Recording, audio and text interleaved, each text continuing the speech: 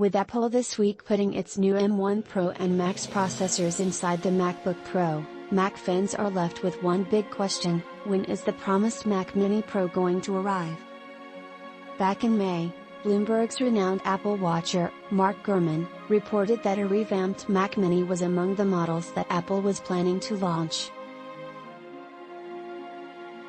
Gurman, who got all the key details of this week's MacBook Pro launch right, even went as far as putting a model number, J374, on the new Mac Mini, suggesting this was no idle speculation.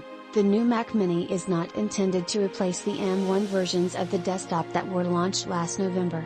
Gurman reported this new model will sit above the current entry-level Mac Mini and use the same processors as the newly launched MacBook Pro.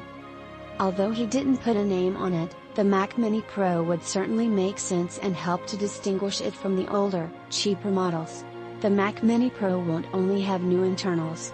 Gurman's report claimed that the revamped Mac Mini would have 4 USB 4/Thunderbolt ports instead of the current 2 on the existing Mac Mini, a move which would further underline its Pro credentials. It seems it's only a matter of time before Apple refreshes the Mac Mini range, but will it do so before the holiday season? Much will depend on the sales of the new MacBook Pro and whether Apple can manufacture enough of the new processors.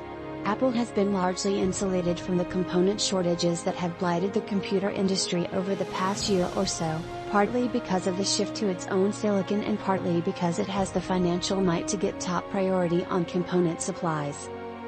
Let's also not forget that the main reason Tim Cook was elevated to CEO was because of his mastery of the supply chain and ability to keep complete control over contract manufacturers. However, signs suggest even Apple is struggling to keep up with demand.